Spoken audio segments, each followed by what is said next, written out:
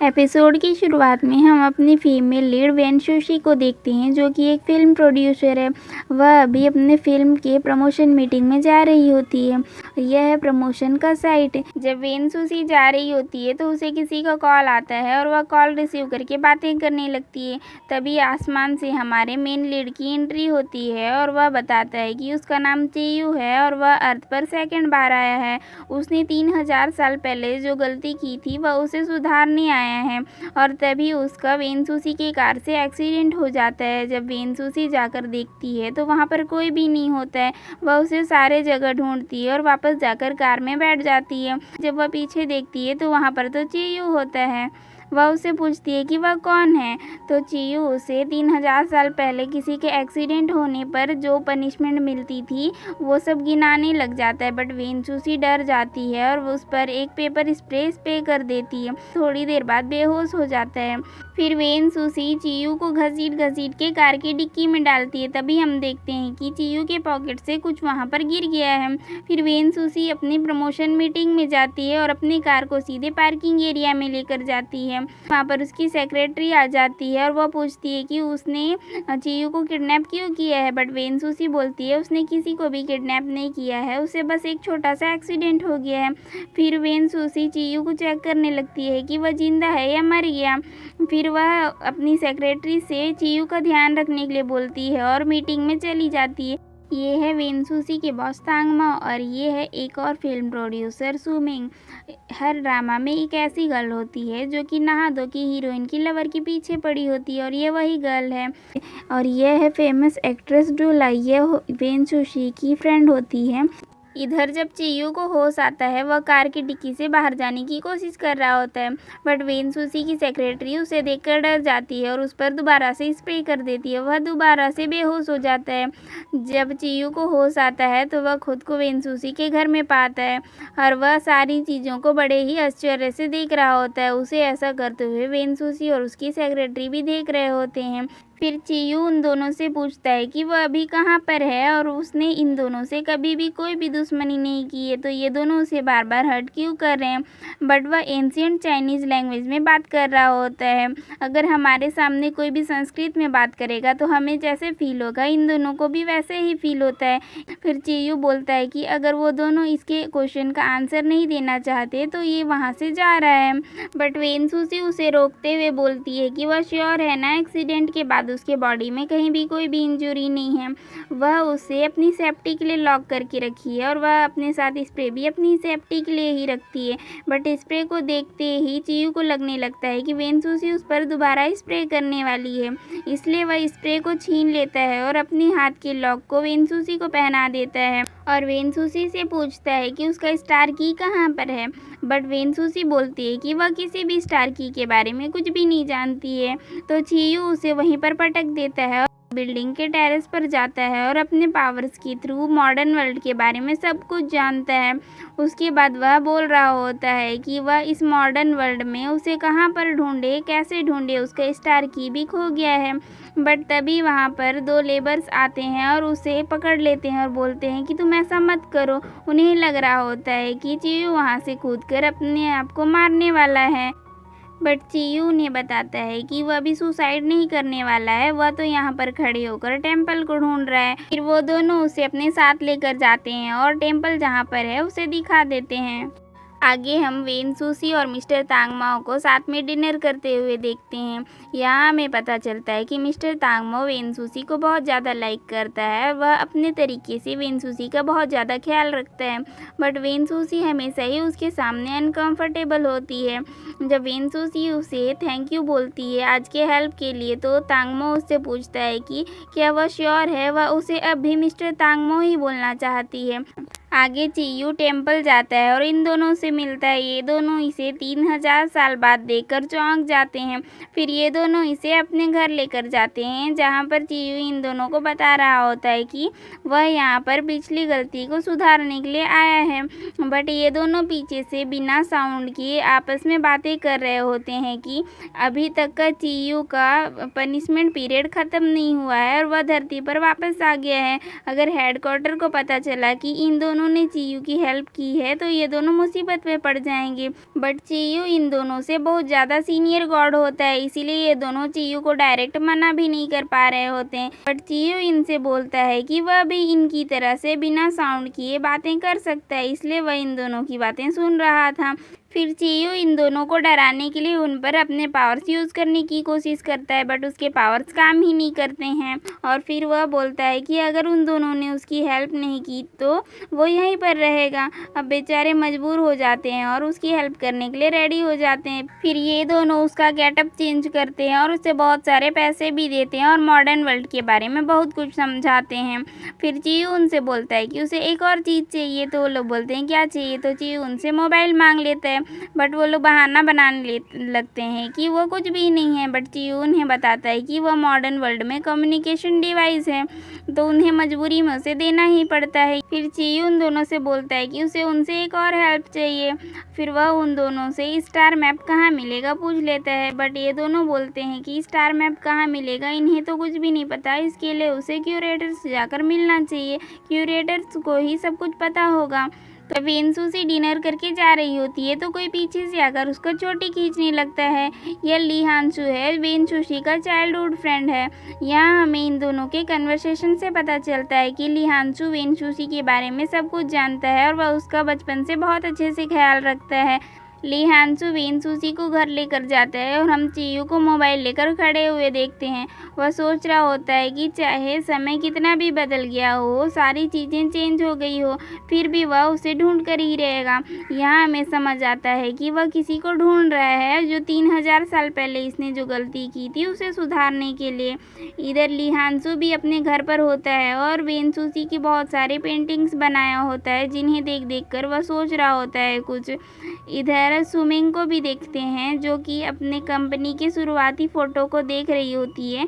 तभी वहाँ पर उसका सेक्रेटरी आकर उसे वेनसूसी की पिक दिखाता है, जो कि वह चियू को चेक कर रही थी कि वो जिंदा है या मर गया। सुमिंग तो वैसे ही वेनसूसी से बहुत ज़्यादा नफरत करती है, उसे अभी मौका मिल गया था वेनसूसी को परेशान करने का, इसलिए वह वेनसूसी के इस पिक्चर को वो सोशल मीडिया पर अपलोड कर देती है। इधर चियू भी मैप को फॉलो करते करते क्यूरेटर के यहाँ पहुँच जाता है, बट क्यूरेटर उसकी हेल्प करने से मना कर देता है।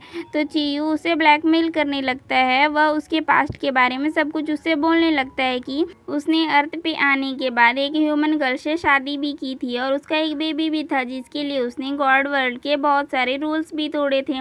अगर यह बात हेडक्वार्टर को पता चल गई तो उसे बहुत बड़ी पनिशमेंट मिलेगी।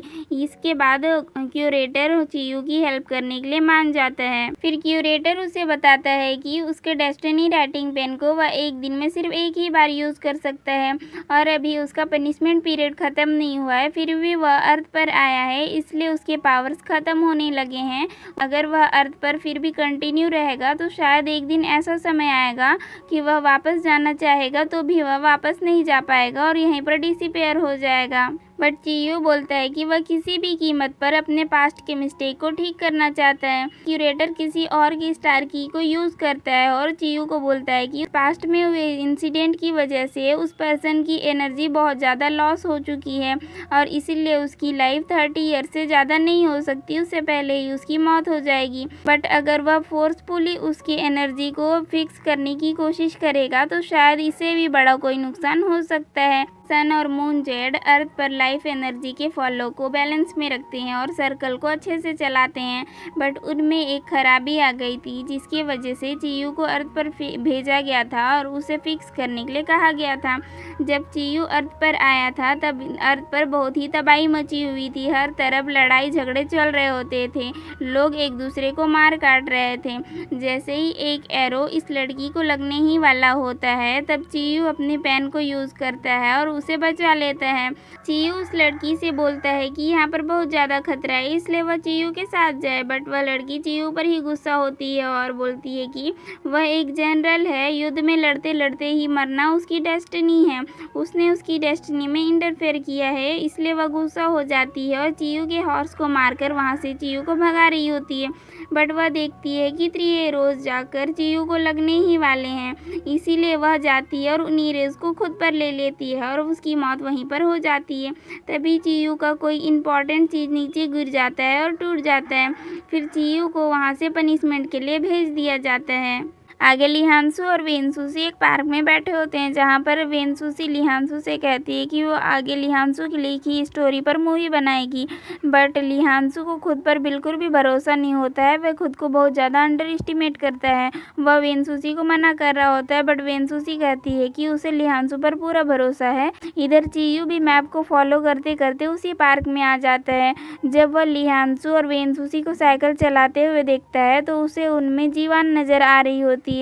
तभी वेनसूसी और लिहांशु का एक्सीडेंट हो जाता है, तो चियू जल्दी से जाकर लिहांशु को बचा लेता है और वेनसूसी जाकर पानी में गिर जाती है। आगे ये तीनों पार्क में बैठे होते हैं, जहाँ पर वेनसूसी चियू को स्टॉकर बोलती है, बट चियू बोलता है कि वह स्टॉकर नहीं है, वह तो लिहांशु का एक फ़ैन है, इसलिए वो उससे यहाँ पर मिलने के लिए आया है।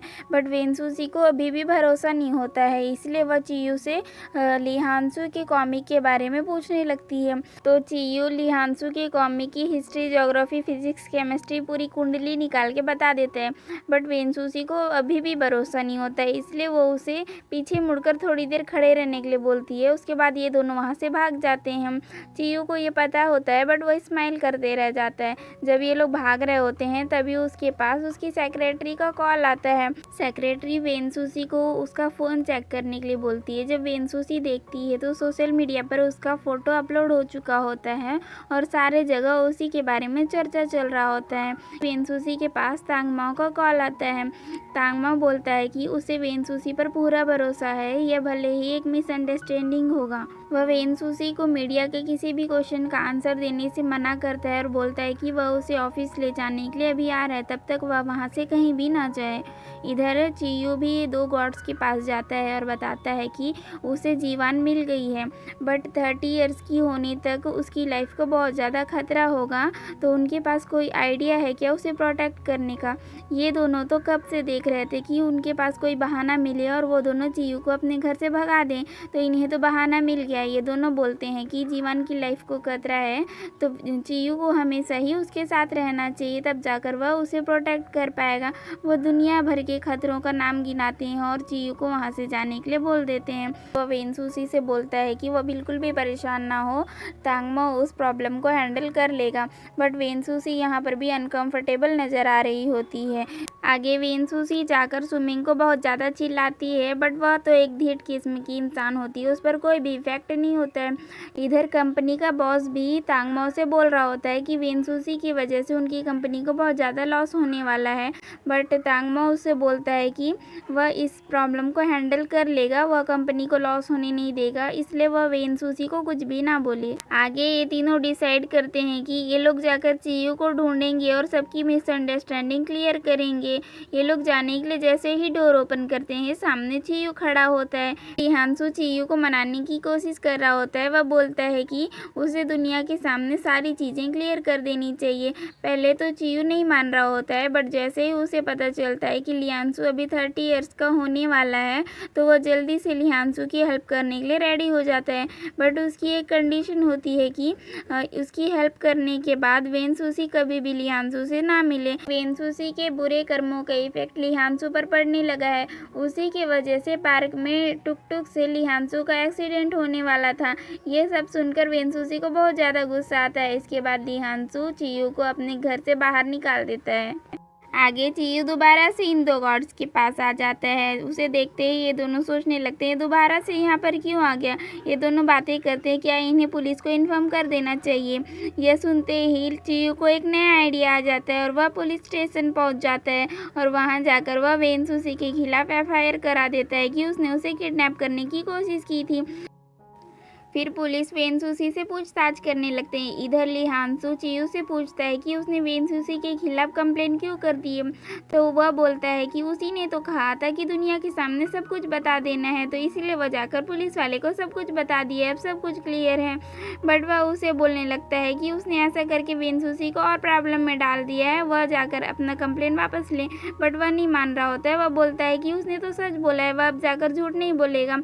बट लिहांशु उसे बहुत मनाने की कोशिश कोशिश करता है। जब चियू नहीं मानता है तो वह बोलता है कि वह जाकर सारा इल्ज़ाम खुद के ऊपर ले रहा है। यह सुनते ही चियू दोबारा से खड़ा हो जाता है और जाकर पुलिस वालों से बोल देता है कि उसने गलती से कंप्लेन करवा दी थी, वह अपना कंप्लेन वापस लेना चाहता है। पुलिस स्टेशन से बाहर आने के बाद लिहानसू वेनसूसी के लिए कुछ खाने के लिए लेकर आता है, बट तभी वहाँ पर तांगमाओ आ जाता है और वह वेनसूसी को लेकर वहाँ से चला जाता है और लिहानसू वहाँ पर अकेला खड़ा होता है और सैड हो रहा होता है। यह सब कुछ अंदर से चियू भी देख रहा होता है। तांगमाओ वेनसूसी को उसकी गर्लफ्रेंड बनने के लिए बोलता है और वह बोलता है कि अगर उसको ऐसा लगता है कि उन दोनों के रिलेशन का इफेक्ट उनके काम पर पड़ेगा, अगर वह यह चाहती है कि वह एक साथ काम ना करे, तो तांगमाओ भी जॉब छोड़ देगा और वेनसूसी के साथ हमेशा ही रहेगा। वह उसे हर तरह से कन्विंस करने की कोशिश करता है, बट वेनसूसी कुछ भी नहीं बोलती है। लिहानसू जब वह अपने घर पर होता है, वह वेनसूसी के स्केच को देखकर सैड हो रहा होता है, बट तभी वहाँ पर उसका कज़न आ जाता है और उसे बुली करने लगता है। जब लिहानसू उसका पेपर्स उठा रहा होता है, तभी उसका कज़न उस पर अटैक करने लगता है, बट चियू वहाँ पर आ जाता है और उसे प्रोटेक्ट कर लेता है। जब फिर ये दोनों पेपर्स उठा रहे होते हैं तो वह दोबारा से उस पर अटैक करने लगता है। आगे लिहानसू की आंटी आती है और उसे अपने घर से बाहर निकाल देती है। फिर ये दोनों आधी रात को सड़क के किनारे बैठे होते हैं। लिहानसू के पास बिल्कुल भी पैसे नहीं होते हैं, इसलिए उसके पास कहीं भी जाने का कोई ठिकाना नहीं होता है। चियू लिहानसू को देख कर स्माइल कर रहा होता है, तो चियू उससे पूछता है कि उसके खुश रहने का राज क्या है। तो चियू बोलता है कि वह तो नेचुरली खुश रहता है, बट जब वह किसी अपने लाइक करने वाले पर्सन को देखता है तो वह और भी ज़्यादा खुश हो जाता है। यह सुनते ही लिहानसू वहाँ से दौड़ने लगता है। चियू दोबारा से उन दो गार्ड्स के पास जाता है और अपनी प्रॉब्लम बताता है, तो वो दोनों फिर से एक आइडिया देते हैं। वो दोनों बोलते हैं कि लिहानसू के पास अभी रहने के लिए कोई भी जगह नहीं है, इसलिए चियू उसे एक होटल में लेकर जाए। तो फिर चियू आता है और लिहानसू को होटल का कार्ड देता है और उसे अपने होटल लेकर जाता है। लिहानसू इतने बड़े कमरे को देखकर बहुत ज़्यादा खुश हो जाता है। फिर लिहानसू जैसे ही नहाकर अंदर आ रहा होता है, तो चियू वहाँ पर पैर ठीक कर रहा होता है। तो लिहानसू बोलता है कि अभी तो बहुत ज़्यादा रात हो गई है, इसलिए चियू को जाकर सोना चाहिए। तो चियू सोने के लिए अपने जैकेट्स को निकाल रहा होता है, तो लिहानसू बोलता है कि वह अपने कमरे में जाकर सोए, बट चियू बोलता है यह तो उसी का कमरा है। यह सुनते ही लिहानसू उछल कर रोने लगता है और वह गिरते पड़ते वहाँ से भागने लगता है। चियू भी लिहानसू के पीछे पीछे जाने लगता है। तभी लिहानसू को वेनसूसी का कॉल आता है और वह उसे मिलने के लिए बुलाती है। वहाँ पर लिहानसू वेनसूसी को सारा बताता है और उसे बोलता है कि वह उसे अपने घर पर रख ले, बट वेनसूसी थोड़ी देर उसका मजाक बना रही होती है। तो चियू उससे बोलता है कि अगर वह लिहानसू को अपने घर पर रख लेगी तो वह उससे सारी बातें क्लियर करने में हेल्प करेगा। यह सुनते ही वेनसूसी लिहानसू को अपने घर पर लेकर आती है। आगे ये दोनों बैठकर नूडल्स को कच्चा ही खा रहे होते हैं। वहाँ पर वेनसूसी लिहानसू को तांगमाओ के प्रपोजल के बारे में बताती है, तो लिहानसू थोड़ा सैड हो जाता है, बट वह वेनसूसी को बोलता है कि तांगमाओ एक अच्छा इंसान है, इसलिए वेनसूसी को उसे हाँ बोल देना चाहिए। बट वेनसूसी लिहानसू से पूछती है कि जब किसी को लव होता है तो उसे कैसा फील होता है। वेनसूसी लव नहीं फील कर सकती, क्योंकि जब वह पिछले जन्म में मरी थी उसकी एनर्जी बहुत ज़्यादा लॉस हो गई थी, जिसकी वजह से उसके लव फील करने की पावर भी चली गई थी। तो लिहानसू वेनसूसी को सारी चीज़ें अच्छे से पढ़ाता लिखाता है कि लव होने से कैसा फील होता है, बट वेनसूसी बोलती है कि उसे तांगमाओ के लिए ऐसा बिल्कुल भी फील नहीं होता है। फिर वेनसूसी लिहानसू से पूछती है कि क्या उसे कभी लव हुआ है, तो वह बोलता है कि हाँ हुआ है। बट वेनसूसी जब उससे उस लड़की के बारे में पूछती है तो वह बोलता है कि वह वेनसूसी को उस लड़की के बारे में बिल्कुल भी नहीं बताएगा। स्विमिंग ड्रिंक करके काम के बहाने तांगमाओ से मिलने उसके घर आ जाती है, बट तांगमाओ उसे बाहर से ही कल मॉर्निंग में ऑफिस में बात करेंगे करके वापस भेज रहा होता है, बट वह तो उसके पीछे ही पड़ जाती है। तांगमाओ जैसे तैसे उसे वापस भेज देता है। इधर लिहानसू मिरर के सामने खड़े होकर बोल रहा होता है कि वह वेनसूसी के लायक क्यों नहीं बन पाया, वह वेनसूसी से अपने फीलिंग्स कन्फेस क्यों नहीं कर पाता है। बट तभी वहाँ पर वह चियू को देखकर चिल्लाने लग जाता है, बट चियू उसे चुप कराता है। वह जब उससे पूछता है कि वो चियू यहाँ पर क्या कर रहा है, तो चियू बोलता है कि वह तो सिर्फ चेक करने आया था कि यह जगह लिहानसू के लिए सेफ है या फिर नहीं। लिहानसू उससे भागने लगता है और बोलता है कि उसे वुमेन्स पसंद है, उसे मेंस में कोई भी इंटरेस्ट नहीं है और किसी को इस तरह से रिलेशन के लिए फोर्स करना गलत बात होता है। बट चियू उसे समझाता है कि वह चीयू को गलत समझ रहा है। चीयू ऑलरेडी किसी और को लाइक करता है और वह एक वुमेन है और वह आर्मी की जनरल है। इसके बाद ये दोनों बैठकर बातें करने लगते हैं। फिर इधर वेनसूसी को दिखाया जाता है जिसे तांगमाओ का मैसेज आया होता है, बट वह उसे इग्नोर कर देती है। फिर चीयू जब रोड पर खड़ा होता है उसे जीवान घोड़े पर बैठी हुई नजर आती है और वह सोचने लगता है कि जीवान अब सिर्फ उसके मेमोरीज में ही जिंदा है, वह उसे दोबारा कभी नहीं मिल सकता। इधर डोला को दिखाया जाता है जो कंपनी के कहने की वजह से किसी और एक्टर से मिल रही होती है। कंपनी चाहता है कि उन दोनों के रिलेशन की अफेयर मीडिया में उड़े, इसीलिए उन दोनों को मिलने के लिए भेजे होते हैं। इधर मीडिया वाले भी उनकी फ़ोटो खींच रहे होते हैं। बाद में वह लड़का डोला से बोलता है कि वह इस रिलेशन को रियल में करना चाहता है, बट डोला उसे मना कर देती है। नेक्स्ट मॉर्निंग चियू ली हांसू को वेनसूसी को इम्प्रेस करने में हेल्प करना चाहता था, इसीलिए वह उसे इंस्ट्रूमेंट्स बजाना सिखा रहा होता है, बट वो दोनों मिलकर इतना ज़्यादा हल्ला कर देते हैं कि सारे मोहल्ले वाले जमा हो जाते हैं। फिर वेनसूसी को उन सभी से माफ़ी मांगनी पड़ती है। उसके बाद वह इन दोनों को डांटती है और चियू को बोलती है कि कंपनी में जाकर सारी बातें क्लियर करनी है, चलो। फिर चियू भी जाकर उसकी गाड़ी में बैठ जाता है और उसे कॉपी करने लगता है। वह जब पूछती है कि वह उसे कॉपी क्यों कर रहा है, बट वह बोल देता है कि वह उसे कॉपी नहीं कर रहा है। फिर वेनसूसी चियू को लेकर अपनी कंपनी में आती है और वह यहाँ पर भी अपनी हरकतों से बाज नहीं आता है।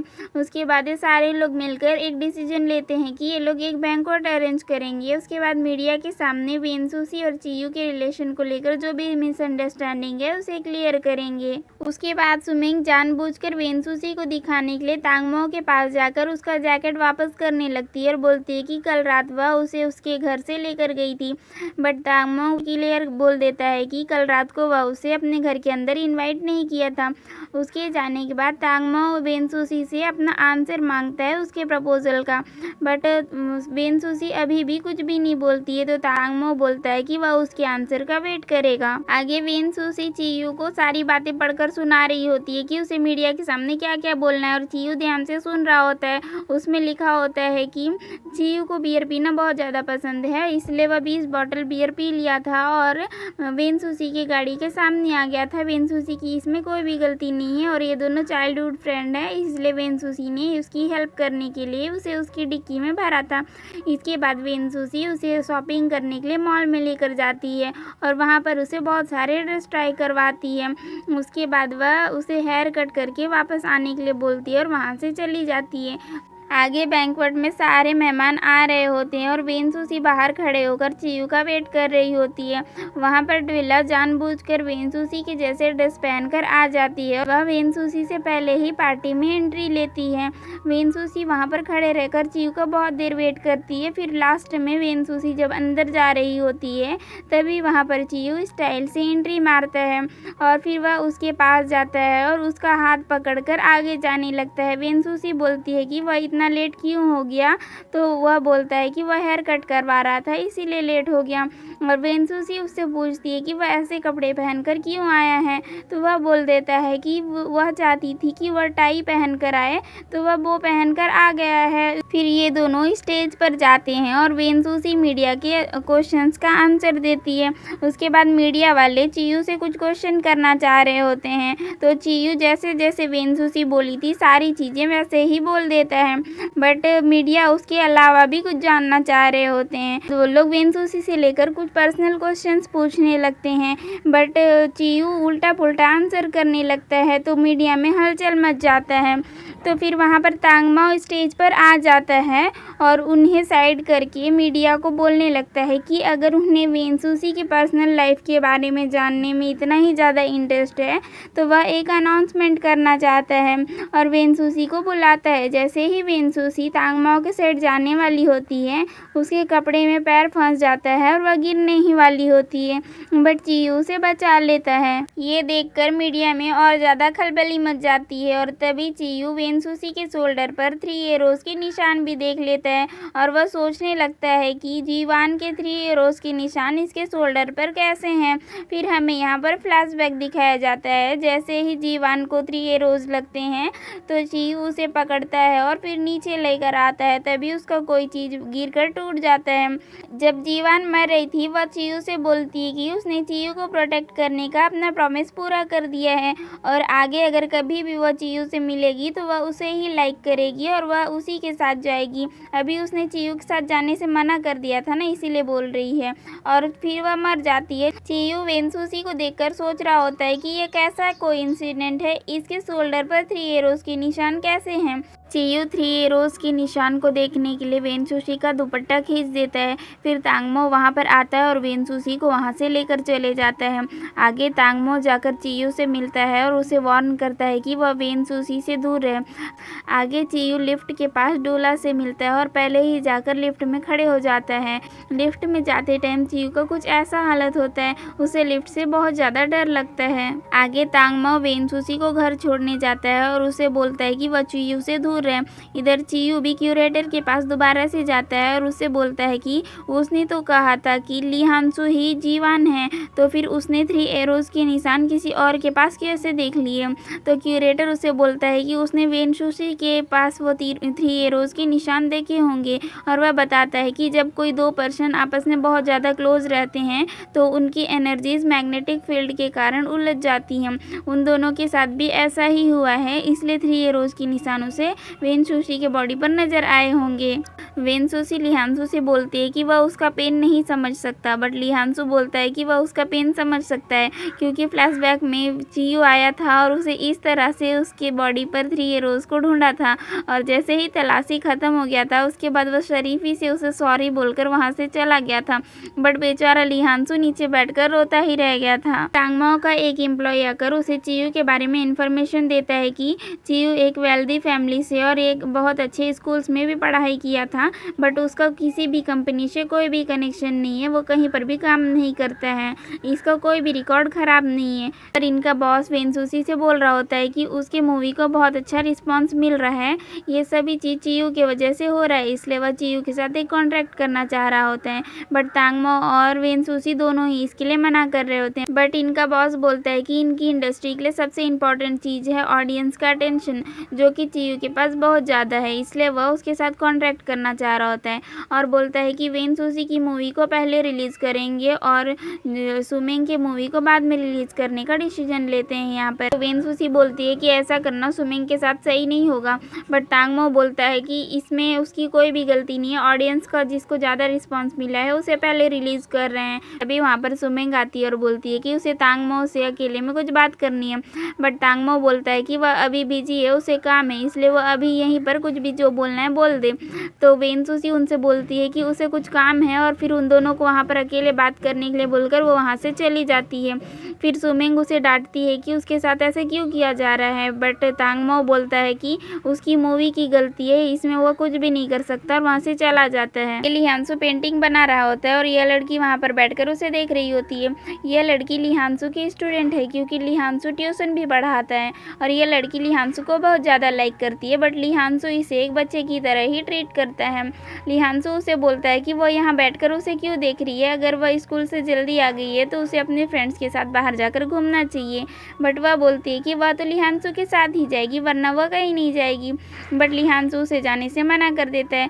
फिर वह लड़की लिहांसू से पूछती है कि उसके बुक नेक्स्ट स्टॉप अननोन का लास्ट पार्ट वह कब लिखने वाला है, बट वह कोई भी आंसर नहीं देता। यह बुक वेनसूसी और लिहांसू की स्टोरी पर ही लिखा हुआ है, बट वह किसी को भी नहीं बताता कि वह स्टोरी उसकी खुद की है। फिर तभी वहाँ पर चीयू आ जाता है। चीयू लिहांसू से माफ़ी मांगने लगता है, तो लिहांसू से पूछता है कि कल रात को उसने जो वेनसूसी के साथ किया था वह क्या था, तो लिहांसू बोलने लगता है कि वह जस्ट एक कोइंसिडेंट था। फिर लिहांसू से पूछने लगता है कि कल रात को उसने जो लिहांसू के साथ किया था तो वो क्या था, तो वह बोलता है कि वह बिल्कुल भी कोइंसिडेंट नहीं था। तो चीयू बोलता है कि वह उससे माफ़ी मांगना चाहता है, बट लिहांसू बोलता है कि इसकी कोई भी जरूरत नहीं है, बट चीयू तो उसके पीछे ही पड़ जाता है कि वह क्या करे जो लिहांसू उसे माफ़ कर देगा। तो लिहांसू बोलता है कि अगर वह उसे 1 कप मिल्क टी पिला देगा तो वह उसे माफ़ कर देगा। ये तीनों रेस्टोरेंट में बैठे होते हैं।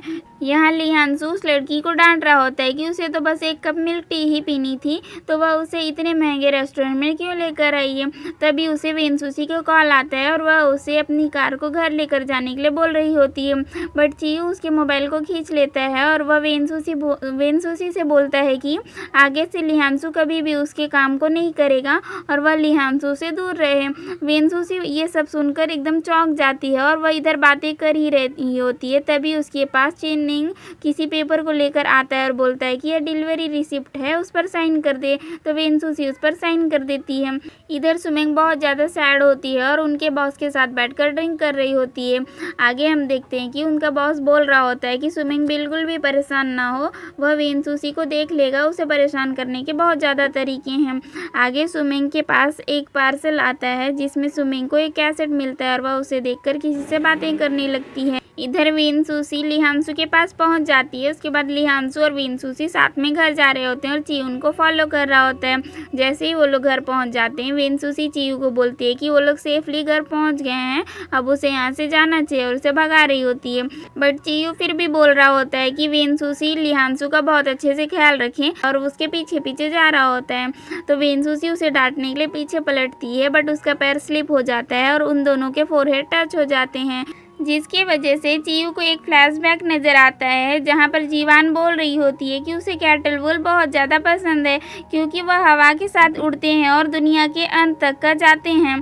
तभी चियू को एक और व्यू नज़र आता है जहां पर वेनसुसी को एम्बुलेंस में लेकर जा रहे होते हैं। यह सोचता है कि यह कैसा कोई इंसिडेंट है और फिर हमें पिछला फ्लैशबैक दिखाया जाता है। जब जीवान की मौत हुई थी तो चियू अपने पूरे पावर्स को यूज़ करके समय को पीछे करने की कोशिश कर रहा होता है, बट तभी वहाँ पर उसका एक फ्रेंड आकर उसे रोक लेता है और बोलता है कि जीवान ने चियू को बचाने के लिए अपनी जान दी है, इसलिए चियू अब कुछ भी करके उसे वापस जिंदा नहीं कर सकता। उसके बाद वह चियू को पनिशमेंट दिलाने के लिए बिग डीपर में लेकर चले जाता है। आगे चियू जाकर इन दो जूनियर गॉड्स को बताता है कि उन दोनों के फोरहेड टच होने की वजह से चियू को फ्लैशबैक्स नजर आए थे। तो यह गॉड बोलने लगता है कि वह वेनसुसी के कुछ ज़्यादा ही क्लोज चला गया था, जिसकी वजह से उसकी मैग्नेटिक फील्ड की वजह से शायद चियू को ऐसा फील हुआ है। फिर आगे हम चियू को कुकिंग करते हुए देखते हैं। वो बहुत सारे डिश बनाता है। उसके बाद वह लिहांशु को बैठकर खिलाता है और वह उसे खाने के लिए जिंको नट्स भी देता है, बट लिहांशु उसे टेस्ट करता है और बोलता है कि वह बहुत ज़्यादा कड़वे हैं और वह उसे आगे नहीं खाएगा। तभी वहाँ पर वेनसुसी आ जाती है और वेनसुसी भी उन नट्स को ट्राई करती है, बट वह आराम से खा रही होती है। तो लिहांशु पूछता है क्या उसे कड़वे नहीं लग रहे हैं, तो वह बोलती है कि कड़वाहट के बाद एक बहुत अच्छा मीठा टेस्ट भी आ रहा है। यही सेम वर्ड्स जीवान ने भी कहे होते हैं, इसलिए चियू सोचने लगता है कि यह कैसा कोई इंसिडेंट है। उसके बाद वेनसुसी उसका पूरा खाना खा रही होती है, तो चियू बोलता है कि उसने यह खाना लिहांशु के लिए बनाया है, इसलिए वह थोड़ा कम खाए। फिर उन दोनों का इसी बात पर बहस हो रहा होता है। तभी वेनसुसी को एक कॉल आता है। उसे पता चलता है कि उसकी मूवी लीक हो गई है। फिर तुरंत ही मीडिया वेनसुसी के घर के सामने पहुंच जाती है, बट वेनसुसी जैसे तैसे वहां से चली जाती है और उसके बॉस के पास पहुंच जाती है, बट वह उसे बहुत ज़्यादा डांट रहा होता है और बोलता है कि उसकी वजह से कंपनी को बहुत ज़्यादा लॉस होने वाला है, उस पर केस कर देगा। बट यहाँ पर वेनसुसी बोलती है कि उसके वजह से वह कंपनी को बिल्कुल भी लॉस होने नहीं देगी। कंपनी को जो भी लॉस होगा वह वेनसुसी उसे पे कर देगी। तांगमो वेनसुसी से बोलता है कि वह बिल्कुल भी परेशान ना हो, वह इस प्रॉब्लम से निकलने में वेनसुसी की हेल्प करेगा। इधर लिहांशु भी वेनसुसी के लिए परेशान हो रहा होता है, वह सॉल्यूशन ढूंढ रहा होता है और यहाँ पर चियू लिहांशु के लिए नट्स को टेस्टी बनाने के पीछे लगा होता है। जब वह लिहांशु को ले जाकर नट्स देता है तो वह उसे पर चिल्लाने लगता है कि उसकी लाइफ अभी ही इतनी कड़वी है क्या, उतना काफ़ी नहीं है क्या, वह उसे और भी कड़वी चीज़ें खिलाने पर लगा हुआ है। बट बेचारा चियू उसे बड़े ही प्यार से बोलता है कि उसने इसमें शुगर भी मिलाया है। तो इस पर लिहांशु से बोलता है कि वह सच में इतना डम्बो है या फिर वह डम्ब होने की एक्टिंग कर रहा है। फिर उसे चियू को देखकर एक आइडिया आता है, क्योंकि जब चियू वेनसुसी के साथ बैंक्वेट में गया था, उसके बैंक्वेट वाले इंसिडेंट के बाद ही वह बहुत ज़्यादा फेमस हो गया था और उसके बहुत सारे फ़ैन भी बन गए थे। इसलिए वह चियू के साथ एक लाइव आता है और सभी को रिक्वेस्ट करता है कि वो लोग मूवी को डाउनलोड ना करें, वो लोग थिएटर जाकर ही देखें। बट जब वेनसुसी वहाँ पर आती है तो वह इन दोनों को डांटती है और बोलती है कि ये सब करने से कुछ भी नहीं होने वाला है, इसलिए ये सब करना बंद कर दें। जब ये सभी लोग डिनर कर रहे होते हैं तो तब वेन सुशी बहुत ज़्यादा सैड होती है, इसलिए बहुत ज़्यादा ड्रिंक कर रही होती है। तो ये सभी लोग उसे मोटिवेट करने के लिए कुछ ना कुछ बोल रहे होते हैं। तो लिहान चियू को भी बोलने के लिए बोलता है। तो चियू बोलता है कि किसी भी पर्सन को अपने गोल को पाने के लिए अपना 100% देना चाहिए, बट 100% देने के बाद भी जब कुछ नहीं होता है तो उसे अपना फेट समझकर जो हो रहा है उसे होने देना चाहिए। पहली बार वेन सुशी और चियू किसी बात पर एग्री किए थे। वेन सुशी बहुत ज़्यादा सैड होती है, इसलिए वह अकेले ही टेरेस पर चली जाती है, बट चियू को उसकी फिक्र होने लगती है, इसलिए वह भी ऊपर चला जाता है और उसे कंसोल करता है। जब वो दोनों नीचे आ रहे होते हैं तभी वहाँ पर तांगमो भी आ जाता है। वह वेन सुशी से बोलता है कि चियू उसके साथ क्या कर रहा था, बट वेन सुशी बोलती है कि चियू तो लिहानसू से मिलने आया है, बस वो दोनों ऊपर थे इसलिए साथ में नीचे आए हैं। फिर तांगमो वेन सुशी को बोलता है कि कल उनकी एक इम्पॉर्टेंट मीटिंग है और मीडिया सुबह से ही वेन सुशी के घर के सामने आ जाएगी, इसलिए उसे जाने में प्रॉब्लम होगी, इसलिए वह उसे वहाँ से एक होटल रूम में लेकर चले जाता है। वेन सुशी के तांगमो के साथ ऐसे चले जाने के बाद लिहानसू उसी के बारे में सोच रहा होता है और वह बहुत ज़्यादा परेशान रहता है। फिर ये दोनों मिलकर एक नया बहाना ढूंढते हैं। लिहानसू बोलता है कि वेन सुशी को कभी भी अपने पिलो के बिना नींद नहीं आती है, इसलिए ये दोनों को उसके पास जाना चाहिए पिलो पहुँचाने के लिए। इधर तांगमो भी वेन सुशी को प्रपोज कर रहा होता है और उसके मैरिज के लिए बोल रहा होता है। वो उससे कुछ रोमांटिक डायलॉग्स बोलता है, बट वेन सुशी कुछ भी आंसर नहीं करती।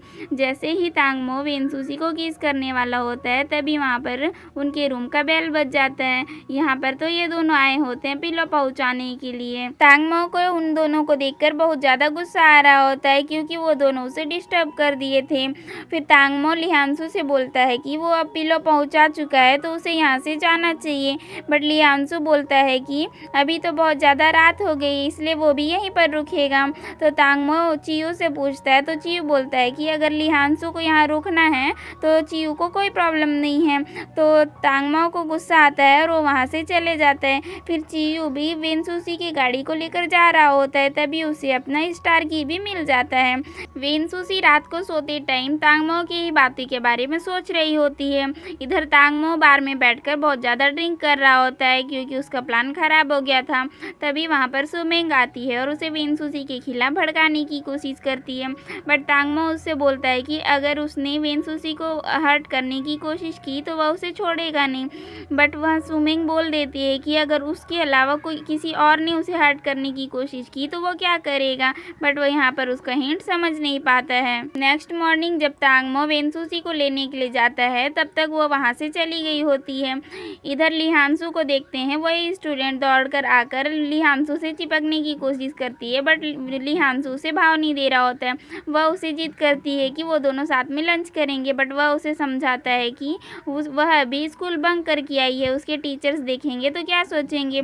बट वह बोल देती है कि अगर उसके टीचर्स देखेंगे तो वो लोग सोचेंगे कि वह उसका भाई है, और अगर उसके फ्रेंड्स देखेंगे तो वो लोग सोचेंगे कि वह उसका बॉयफ्रेंड है। तो वह बोलता है कि वह किसी का भी बॉयफ्रेंड नहीं है। आगे चियू दोबारा से क्यूरेटर से मिलने जाता है, उसके बाद वह उसकी स्टार की को यूज़ करता है और जनरल जीवान की लाइफ बुक को निकालता है। इधर वेन सुशी भी क्लाइंट से मीटिंग के लिए आई होती है। यहाँ वेन सुशी की सेक्रेटरी उसे बताती है कि कंपनी को अपने नुकसान का पहला इंस्टॉलमेंट अभी ही चाहिए, इसलिए वह उन्हें फोर्स कर रही है। क्या उन्हें तांगमो का हेल्प ले लेना चाहिए, बट वेन सुशी उसे तांगमो का हेल्प लेने से मना कर देती है। उसके बाद वेन सुशी उसे उसका घर बेचने के लिए बताती है और एक शॉप पर वाटर लेने के लिए चली जाती है, बट उसे वहाँ पर चिन्निंग नज़र आता है तो वह चिन्निंग के पीछे दौड़ने लगती है क्योंकि इसी ने वेन सुशी की मूवी को लीक करवाया था। तो दौड़ते दौड़ते एक गाड़ी के सामने आ जाती है और उसका एक्सीडेंट हो जाता है और वो वहीं पर गिर जाती है। ये पार्ट यहीं पर ख़त्म हो जाता है और आगे हम नेक्स्ट पार्ट में देखेंगे।